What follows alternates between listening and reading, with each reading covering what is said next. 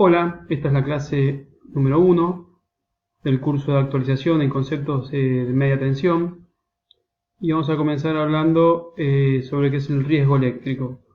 Vamos a hacer un repaso del material que les dejé en la plataforma, así lo vamos viendo y aclarando algunos temas. Bueno, ¿qué es el riesgo eléctrico? Básicamente son los riesgos originados por la presencia de la energía eléctrica, ¿no? Y están incluidos los riesgos del choque eléctrico, las quemaduras por choque eléctrico o arco voltaico, los incendios y explosiones causados por la electricidad, las caídas, los golpes originados por un choque eléctrico o un arco eléctrico, que estos son muy comunes, que el accidente comience con un choque eléctrico y que produzca una caída, por la sorpresa o por el tipo de choque eléctrico, ¿no? O del arco eléctrico cuando se hace una explosión delante de nosotros. Y los efectos de los gases producidos por un choque eléctrico, un choque o un arco eléctrico. Básicamente, los accidentes eléctricos se producen por el contacto de una persona a las partes activas, con tensión. Llamamos contactos directos o contactos indirectos. Bueno, los contactos directos son los contactos con las partes que normalmente están activas, como puede ser un conductor, un elemento de la instalación. Y los contactos indirectos son los producidos cuando se produce una falla de aislación, cuando una masa toma un potencial peligroso. Son los contactos que se producen con partes de la instalación que normalmente no tienen tensión, no son activas. Esto está extraído de la Ley de Higiene y Seguridad en el Trabajo, en la número 19.587, que es del año 72, y el decreto reglamentario 351/79, que se reglamentó en el año 79. O sea que ya tiene unos años. Y define lo que es el contacto directo, un poquito de lo que estábamos hablando recién. Es cuando una persona toma contacto con una parte activa de un equipo, una instalación o un conductor que normalmente tiene tensión. Entonces se establecen más o menos tres formas de ese contacto. Cuando una persona toma contacto con dos conductores activos, con dos fases. Cuando una persona toma contacto con un conductor activo o una parte activa de la instalación y neutro o masa a tierra, o cuando se produce una descarga por inducción o por fenómenos electrostáticos, son aquellos en los que se produce el choque eléctrico sin que la persona haya tocado físicamente una parte metálica o una parte de contención de la instalación, que puede ser un arco eléctrico, por acercarse a un potencial alto, lo que se produce un arco voltaico. Básicamente las medidas de protección contra contactos directos son tres, puede haber alguna otra más. La protección por alejamiento, que consiste en poner una distancia a la persona, ya sea que esté manipulando objetos que utiliza habitualmente, a una distancia depende del nivel de tensión. Entonces tenemos que para entre 0 y 50 volt estamos hablando de muy baja tensión, no hace falta ninguna distancia de seguridad porque es un potencial que no es peligroso para la persona. Para tensiones de entre 50 volt y 1 kV o 1000 volt, estamos hablando de instalaciones de baja tensión. La distancia de seguridad es de 80 centímetros. Tensiones de 1000 volt hasta 33.000 volt, estamos en media tensión, también 80 centímetros. Bueno, y así, ya cuando entramos en alta tensión, que son los potenciales de 33 kV hasta 220 kV, bueno, tenemos distancias intermedias, hasta 66 kV de 90 centímetros, hasta 132 kV de 1,5 metros, hasta 150 metros 65, hasta 220 2,10 metros, Y cuando estamos en muy alta tensión, que son potenciales, son tensiones de arriba de los 220 kV hasta los 500 kV, tenemos distancias de 2,90 metros y 3,60 metros respectivamente. En el caso de media tensión, esta distancia se puede reducir a 60 centímetros si colocamos sobre la parte con tensión una pantalla aislante de acuerdo al nivel de tensión, ¿no? Esa pantalla aislante tiene que soportar el nivel de tensión en el que estamos trabajando. Entonces, el primer método de protección, la primera medida es por alejamiento de las partes activas. La segunda protección, digamos, el segundo método de protección es protección por aislamiento. Las partes activas de la instalación están recubiertas con un aislamiento apropiado que conserve sus propiedades durante su vida útil y que limite la corriente de contacto a un valor inocuo. Es el ejemplo de la aislación de los cables, ¿no? Tiene una vaina de PVC, la cual nos aísla hasta cierto potencial. Por eso los conductores traen en sus especificaciones hasta qué voltaje resisten. Por ejemplo, normalmente son hasta 1000 volts. Algunos vienen de 750, depende de la norma, también puede ser hasta 750 volts, pero normalmente hasta 1 kilovolt, que son los cables. 1 kilovolt son los cables del tipo subterráneo. Los cables unipolares, los que tienen una sola vaina de protección, esos son hasta 750 volts, o sea que no se pueden usar con tensiones mayores. El cable subterráneo sí, ese tiene triple protección, tiene la vaina individual del conductor, después tiene otra vaina de protección, después tiene la exterior que es de color violeta u otro color, dependiendo del uso. Y el tercer método de protección ante un contacto directo es por medio de obstáculos. Estos obstáculos deben impedir todo contacto accidental con las partes activas de la instalación. Deben estar fijados de forma segura, resistir esfuerzos mecánicos que puedan presentarse. La eficacia de los obstáculos deberá estar asegurada por su naturaleza, su extensión, su disposición, su resistencia mecánica y, si fuese necesario, por su aislamiento. Se prohíbe prescindir de la protección por obstáculos antes de haberse puesto fuera de tensión las partes conductoras. Si existieran razones de fuerza mayor, se tomarán todas las medidas de seguridad de trabajo con tensión. Como por ejemplo, de la colocación de obstáculos puede ser la contratapa de un tablero eléctrico, que acá, si ustedes ven, cumple con lo que debe resistir la acción mecánica. Digamos, esta protección no se puede retirar sino con el uso de herramientas. Y tiene que ser así. No puede ser una protección que uno lo saque solamente con una acción manual. Bueno, por otro lado están los contactos indirectos. Son los contactos en el que se produce el efecto por una falla, una aislación, un aparato receptor o un accesorio, desviándose la corriente eléctrica a través de las partes metálicas de esto, como puede ser la carcasa de un motor o de un transformador, o la parte metálica de algún tablero.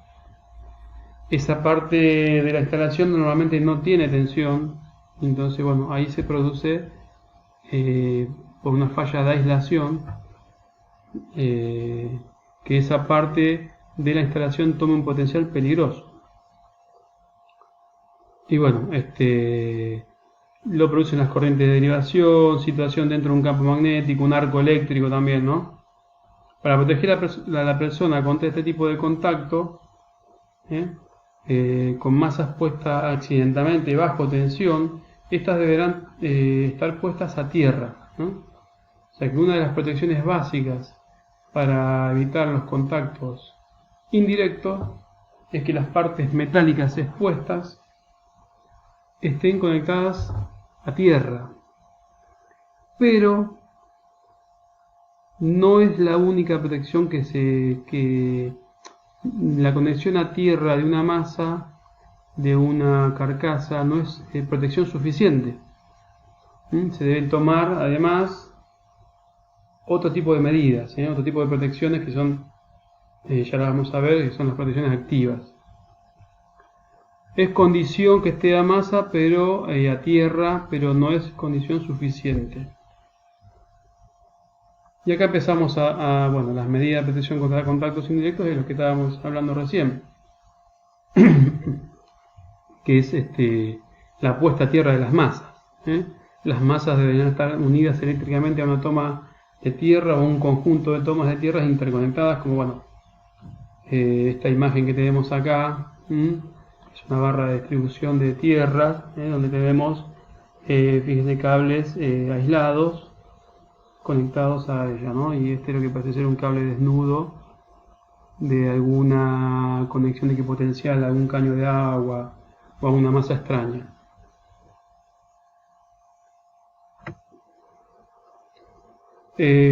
Por ejemplo, el circuito de puesta a tierra deberá ser continuo, permanente, tener la capacidad de carga para conducir la corriente de falla y una resistencia apropiada. Bueno, ¿qué quiere decir eso? Continuo, bueno, que lógicamente tiene que ser continuo en toda la instalación, a través de terminales, morsetos y todo lo que asegure la continuidad. Permanente es que no sea seccionado, no se puede seccionar el cable de puesta a tierra, no puede pasar por ningún seccionador ni ningún elemento de corte. Tener la capacidad de carga para conducir la corriente a falla, bueno, eso tiene que ver directamente con la sección, que tiene ese conductor que conduce a la jabalina o a las jabalinas o a las mallas que descargan a tierra. Y una resistencia apropiada. Este es un dato importante, por eso anualmente se exige la medición de la resistencia de la puesta a tierra, para asegurarnos que el valor sea lo más bajo posible. Por ejemplo, para una vivienda, el valor que se exige en la reglamentación de la EA es hasta 40 ohms, ¿no? Para un inmueble. Pero para industrial, dependiendo del esquema de conexión a tierra que tiene también, se pide valores más bajos, menor a 5 ohm o más bajos. Entonces, bueno, la única manera de poder asegurarnos de que ese valor de resistencia sea el apropiado es haciéndole una medición anualmente. Bueno, ya lo vamos a ver más adelante cómo se hace. Hay muchos métodos de medición de la puesta a tierra. Lo determinan el tipo de puesta a tierra que tiene la instalación y el tipo de instrumental que utilizamos, y la cantidad de jabalinas que haya que medir, si hay que medir un sistema de jabalinas o es una jabalina sola. Entonces, bueno, hay muchos métodos de medición. Bueno, acá dice, los valores de la resistencia de las puestas a tierra de las masas deberán estar de acuerdo con el umbral de tensión de seguridad y los dispositivos de corte elegidos, a modo de evitar llevar o mantener las masas a un potencial peligroso en relación a la tierra o a otra masa vecina. Es un poquito de lo que hablábamos recién. Otro modo de proteger a las personas contra contactos indirectos son los dispositivos de seguridad. Acá dice, además de la puesta a tierra, las instalaciones deberán contar con por lo menos uno de los siguientes dispositivos de protección, que son los dispositivos de protección activa. Dependiendo también del esquema de conexión a tierra que tenga, puede ser un interruptor diferencial o un dispositivo de señalización del primer defecto, para el caso de instalaciones con neutro aislado o con puesta a tierra por impedancia. Son los esquemas IT de puesta a tierra, de puesta a tierra. Relés de tensión y relés de corrientes residuales o diferenciales, que son los que comúnmente conocemos como disyuntores, pero son interruptores diferenciales, que funcionan sacando de servicio la instalación. Los hay de distintas corrientes de fuga y de distintos usos. Por ejemplo, para domiciliario se exige un cierto corriente nominal de fuga, y para lo que es industrial se puede exigir otro tipo de corriente de fuga. Por ejemplo, acá le estoy diciendo que hay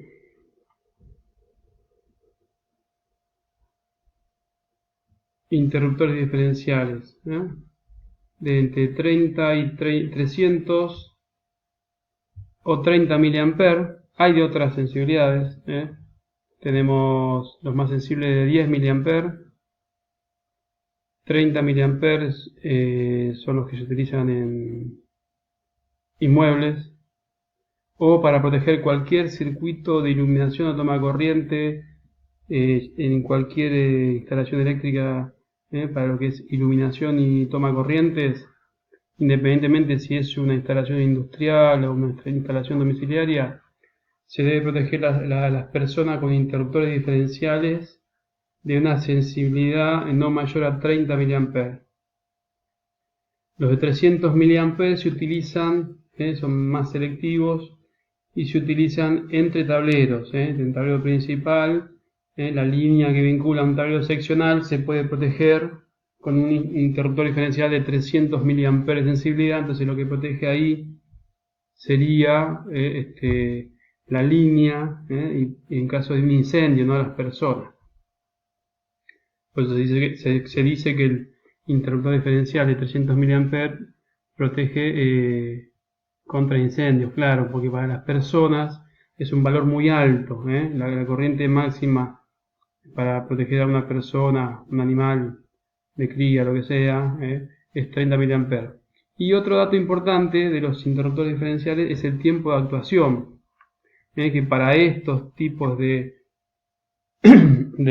sensibilidad no pueden superar los 300 milisegundos.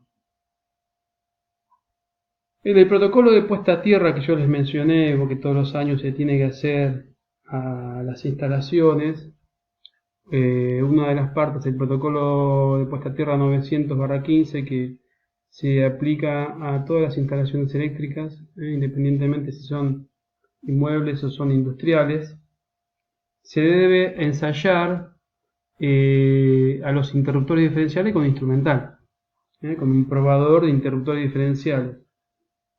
Y lo que se les hace, se les mide el tiempo de actuación y la corriente a la que accionan. Entonces se calibra el instrumento dependiendo el interruptor diferencial que uno va a ensayar, si es de 300 mA, bueno, lo setea en 300 mA y le hace pruebas a media corriente nominal de fuga. Por ejemplo, para el caso de 300 mA se le puede hacer un ensayo a media corriente nominal, sería 150 mA de fuga. El interruptor en ese caso no debe actuar. Si actúa, bueno, puede ser que esté habiendo una fuga en la instalación o que el interruptor diferencial esté defectuoso. En el caso de que fuese 30 mA el interruptor diferencial que se debe ensayar, bueno, se le hace una prueba a media corriente nominal, que en este caso sería 15 mA, el interruptor diferencial no debe saltar. Después se le hace a una corriente nominal, a 300 o a 30 según corresponda, a 2 y a 5 corrientes nominal, o sea que estamos hablando que al de 300 mA por 5 estamos hablando de, se le hace una corriente de fuga de 1,5 amperes, y al de 30 mA se le hace 5 corrientes nominales, serían 150 mA. Y ahí el tiempo de actuación tiene que ser mucho más rápido, ¿no? Tiene que responder en menos de 40 milisegundos. Así que hay una tabla en la que dice bien exactamente cuáles son los tiempos de respuesta en milisegundos y en mA de cada interruptor diferencial. Tengamos en cuenta que medio ampere, o sea 500 mA, es lo mismo que decir medio ampere, es corriente suficiente para generar un incendio en una instalación. Por eso estos tipos de interruptor diferencial de 300 mA están por debajo de esa corriente de fuga, lo que en caso de una falla o una fuga a tierra sacaría de servicio la instalación antes de que se produzca el incendio. Al menos es lo teórico y es lo que pasa, que el interruptor diferencial, aparte de proteger a las personas del riesgo de electrocución, porque saca de servicio muy rápidamente, ¿no? en en menos de 300 milisegundos. Hablando de tiempos muy rápidos, saca de servicio la instalación y bueno, protege a las personas del riesgo de electrocución y de incendios. Bueno, acá tenemos los distintos tipos, hay algunos más seguramente, pero bueno, los distintos tipos de interruptores diferenciales. Tenemos los domiciliarios, este tipo. Este es un magneto térmico que tiene la parte protección magnética, y después los de uso industrial. Todos estos de uso industrial tienen la posibilidad de ser regulables, lo que no tiene la mayoría de los interruptores diferenciales, que ya tienen una corriente de fuga fija y un tiempo fijo. Los industriales uno puede ajustar el tiempo de actuación y la sensibilidad en miliamperes, o hasta algunos amperes también. Bueno, estos son los dispositivos de protección activa, que recordemos que son de uso obligatorio para los contactos indirectos, además de la puesta a tierra. Puesta a tierra por sí solo no alcanza, porque hay determinados fallas a tierra, en las cuales nosotros la tensión máxima de contacto es de 24 volts, y hay fallas a tierra que producen tensiones de cientos de volt y de un amperaje de cientos de amperes. Así que por eso es muy importante que el interruptor diferencial actúe con una baja corriente de fuga y en un tiempo muy rápido, porque también determina el tiempo de la fuga o de la falla si se genera un incendio o un accidente eléctrico. Por otro lado, otros dispositivos para los contactos indirectos, otros dispositivos de protección, son los pasivos, que impedirán que una persona entre en contacto con dos masas o partes conductoras con diferente potencial peligroso. Se podrán algunos de los siguientes dispositivos o modos. Se separarán las masas o partes conductoras que puedan tomar diferente potencial. Si ya sabemos que esas masas van a tener diferente potencial, se trata de separar, para que no haya un contacto simultáneo con esas dos masas. Se interconectan todas las masas o partes conductoras, de modo que no aparezcan entre ellas diferencias de potencial. Si se pueden esas masas interconectar, en el caso de una fábrica, por más que tenga muchos tableros, esa fábrica deberían y tienen que estar todas las jabalinas que haya dispersas en toda la planta, además de estar conectadas a su tablero correspondiente, seccional, y a las máquinas, tienen que estar interconectadas entre todas las puestas a tierras y masas extrañas que haya en esa planta, Es la conexión equipotencial de las masas. Todas las masas, ya sea por ejemplo la parte metálica de un tinglado, todo se conecta al mismo potencial, en caso de que haya una descarga atmosférica, lo que sea, que todo forme parte de un conjunto de dispersión de esa descarga. Bueno, se aislarán las masas o partes conductoras con las que el hombre pueda entrar en contacto. A veces lo que se hace es aislar el ambiente, Aislar el ambiente del potencial de tierra. Es otra de las medidas también que se pueden tomar. A veces poner toda tierra o a veces aislar de tierra. Dependiendo del ambiente de trabajo, se pueden dar los dos casos.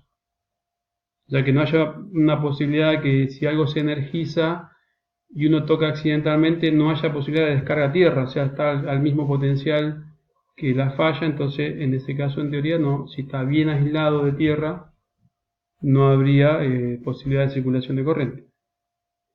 Después, se separan los circuitos de utilización de la fuente de energía por medio de transformadores de aislación. Estos son transformadores de aislación con relación 1 a 1, o grupos convertidores. Este tipo de aislación con transformadores de aislación tiene algunos usos particulares, por ejemplo en quirófanos, pero depende mucho del esquema de conexión a tierra también. Entonces se pone un transformador de aislación, vamos a suponer 220 de entrada, 220 de salida, o 3, no sé, las tensiones necesarias que utilice, ¿eh? Relación 1 a 1, o sea que el transformador no reduce ni eleva la tensión de salida, sino que es la misma tensión. Se calcula, siempre hay pérdidas en el proceso, ¿no? Pero por eso se calcula ese transformador, y lo que hace ese tipo de aislación es que la parte que actúa como secundario está aislada del potencial de tierra, está desvinculada. Entonces nosotros, si tocamos el vivo y tocamos un potencial de tierra, no hay circulación de corriente porque está aislado a través del transformador. Estos transformadores no son cualquier transformador, tienen doble aislación, son transformadores de construcción especiales, son transformadores que no son económicos y que tienen que tener la potencia necesaria para alimentar la carga de lo que sea de la maquinaria o de lo que sea que se utilice del otro lado, que se necesita que en esos casos esté aislado del potencial de tierra. También en esos casos se utiliza un relé de monitoreo, si hay una falla a tierra o algo, para que no saque de servicio la instalación, sino que dé un aviso que hay una falla a tierra. Entonces, para evitar que se corte ese servicio esencial, digamos, que por eso se utiliza este tipo de aislación, porque eso es algo que no se puede cortar en el caso de que se esté haciendo una operación, un quirófano, por más que haya un grupo electrógeno. El grupo electrógeno tarda en arrancar, tarda unos minutos en arrancar, en entrar en régimen y hacer la transferencia de energía. Entonces, para esos casos se utiliza este tipo de aislación. El circuito separado no deberá tener ningún punto conectado a tierra, lógicamente. Será de poca extensión y tendrá un buen nivel de aislamiento. La aislación deberá ser verificada diariamente a la temperatura de régimen del transformador. Bueno, para verificar la aislación hay instrumental, ¿no? Y la temperatura de régimen porque, lógicamente, cuanto más caliente está el transformador, baja la resistencia de aislación. Da valores distintos que a temperatura ambiente. Si a un mismo circuito aislado se conectan varios materiales simultáneamente o varios receptores, las masas de estos deben estar interconectados, pero no a tierra, eso es otra cosa. La masa del transformador de aislación, en la parte del primario o en la carcasa, sí debe estar puesta a tierra en caso de que haya una falla, active algún que saque de servicio o que dé un aviso, como les decía recién, a un instrumento que dé un aviso que hay una falla pero que no corte el suministro, que dé el aviso de una primera falla, se dice. Después, si no, otro método es protección por doble aislamiento de los equipos, o las máquinas eléctricas, ¿no? Los equipos con doble aislamiento tienen este símbolo de un cuadrado dentro de otro cuadrado. Y acá dice, periódicamente se verificará la resistencia a aislación con megómetro. Todos los aparatos con doble aislación poseen este símbolo. Bueno, periódicamente, bueno, calculo que está refiriéndose anualmente, ¿no? O cada 5 años, y cosas, dependiendo del uso que se le da, el mantenimiento puede ser anual o, bueno, con un megómetro. ¿Qué quiere decir? Para hacer la medición con un megómetro hay que sacarlo de servicio. Uno puede hacer un ensayo de la resistencia a aislación con una máquina en funcionamiento. Así que para ese caso debemos de sacar de servicio y proceder a hacer el ensayo de la resistencia a aislación que lo vamos a ver. Factores que influyen en un accidente eléctrico. Bueno, entre otros existen una serie de factores que afectan sobre la gravedad de un accidente eléctrico. Los principales son la intensidad de corriente que circula a la persona y la duración de ese contacto eléctrico. Para esto, bueno, la IEC, que es la Comisión Electrotécnica Internacional, que generan, como si fuese la IRAM de acá, que produce muchas normas IEC, que también se aplican acá en Argentina. Publica, hay muchos estudios sobre esto, no es el único. Un estudio y solamente lo acotó a una de las peores circulación de corriente, que es mano izquierda de ingreso o salida, ¿no?, de la corriente, mano izquierda y cualquiera de los dos pies o los dos pies, que la circulación circule por la mano izquierda, brazo, el torso, y salga por los pies, o al revés, que ingrese por los pies y salga por la mano. En ese caso no tiene importancia el sentido, sino el tipo de circulación, que es mano izquierda, no está el corazón, y los dos pies o uno de los dos pies. Entonces, en base, digamos que esta tabla que vamos a ver ahora, la realizó solamente a ese tipo de contacto, ¿no?, que es el más, es el peor, bueno, y uno de los que más se producen.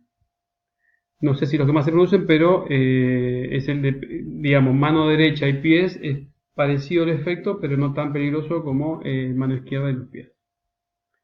¿Qué dice? Que cuando la intensidad es de 0 a 1 mA, el individuo expuesto al paso de la corriente nota un cosquilleo. Para esa corriente, que es 1 mA, la milésima parte de un ampere, no influye el tiempo de exposición. Para ese tipo de corriente quizás muchas veces lo hayamos experimentado y ni nos hayamos dado cuenta. Pero se dice que alcanza un nivel de percepción.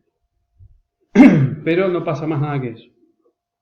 Con 1 mA, primero que no hay riesgo para la persona, y tampoco hay ningún dispositivo tan sensible que saque de servicio una instalación con 1 mA. Pero si aumentamos la intensidad, por ejemplo, hasta 50 mA, y estamos hablando de un valor más alto, se alcanzará el umbral de no soltar en aproximadamente 130 milisegundos de exposición al paso de la corriente. O sea, ustedes ven que en muy poco, 130 milisegundos es casi instantáneo, digamos, ¿no? Con esa 50 mA se alcanza el umbral de no soltar. Con la contracción de los músculos uno queda sujeto a la falla, digamos.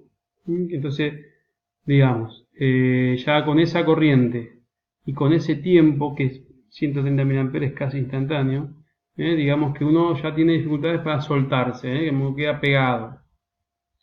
Si mantenemos los 50 mA, pero lo extendemos en el tiempo 900 milisegundos, o sea, menos de un segundo,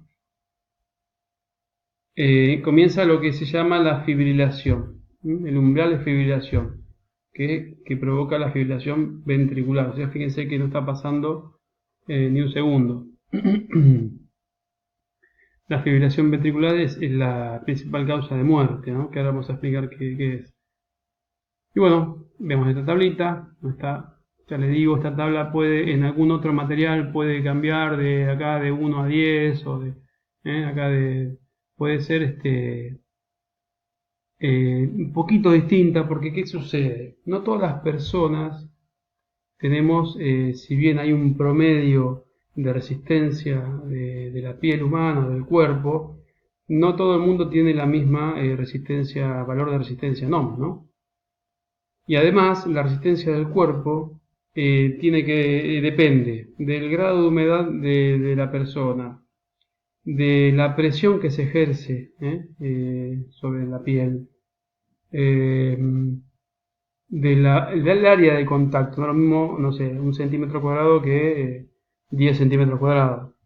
Digamos, una mano completa, o un dedo, o un codo, no sé, por decir algo. La superficie que hace contacto de entrada y salida es muy importante.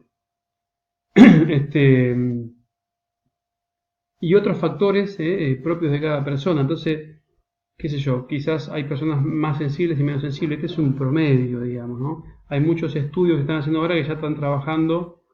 Esto es para corriente alterna. Corriente alterna y de una frecuencia de entre 15 y 100 Hz. La corriente, por ejemplo, en Argentina, la tensión es 220 o 380 o la que sea, con una frecuencia de 50 Hz, en otros países de 60 Hz. Esto refiere a la corriente alterna. En corriente continua, la persona tiene un umbral un poquito de corriente y de tensión un poquito más alto, pero no mucho más. Y la corriente continua también es muy peligrosa, pero esto se refiere a la corriente alterna. Bueno, en esta escala tenemos que de 0 a 1, el umbral de percepción, que puede estar en la mitad. De 1 a 8, sorpresa fuerte, pero sin perder control muscular. De 9 a 15, miliamper, reacción violenta separándose del objeto, ¿no? Como que hay una reacción de los músculos a separarse de la parte de corriente. De 16 a 50 ya tenemos pérdida de control muscular, que es la tetanización, que esa tetanización son movimientos incontrolados musculares, fuerte contracción y dificultad para respirar. Fíjense que estamos hablando de 16 a 50 miliamperes. En los interruptores diferenciales, para proteger a las personas, dijimos que cortan en 30 miliamperes. Y no es una casualidad, porque ya nosotros a partir en esta corriente ya tenemos pérdida de control muscular y tetanización. Por eso los interruptores diferenciales protegen en ese rango, en 30 mA hace el corte. Para el caso de 51 a 100 mA de corriente que circula por el cuerpo puede causar fibrilación ventricular, que vendría a ser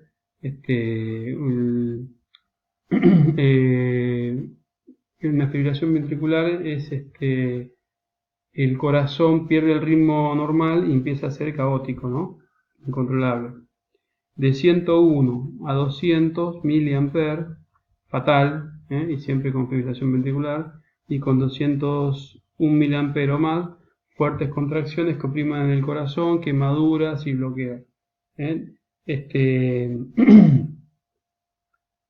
Otro dato importante que la resistencia del cuerpo humano no es constante. No sé, vamos a hacer que un promedio, se dice que tiene un promedio de 1000, ¿no? Entre 1000 y 2000 ohm.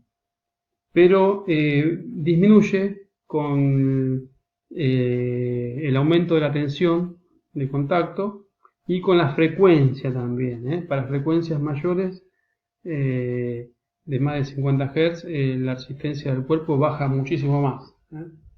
O sea que por eso no hay un valor estable de resistividad del cuerpo, de resistencia del cuerpo.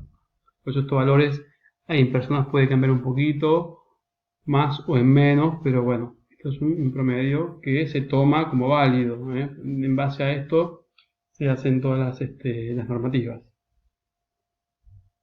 Otros factores que afectan, aunque en menor medida, la gravedad del accidente eléctrico son, bueno, lo que hablábamos, la resistencia del cuerpo humano, la tensión aplicada, la frecuencia de la corriente y el trayecto que hace la corriente a través del cuerpo, que como hablábamos, no es lo mismo de pie a pie, que pase de cabeza a pie o de mano izquierda a mano derecha, o sea, hay muchas variantes.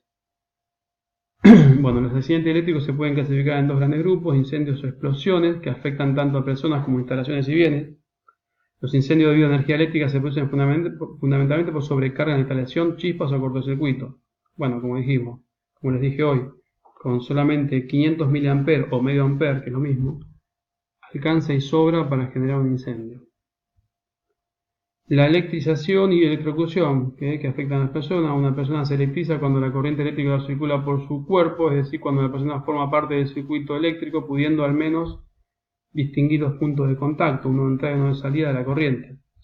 Esa misma persona se electrocuta cuando la persona, el paso de la corriente produce su muerte, ¿no? Las principales lesiones que produce el paso de la electricidad a través del cuerpo humano, teniendo en cuenta los factores anteriormente citados, son la fibrilación ventricular, que consiste en el movimiento anárquico del corazón. Deja de tener el ritmo cardíaco normal, El corazón sigue en movimiento, pero no consigue un ritmo normal y de funcionamiento. Es el efecto más grave que produce la mayoría de los accidentes mortales.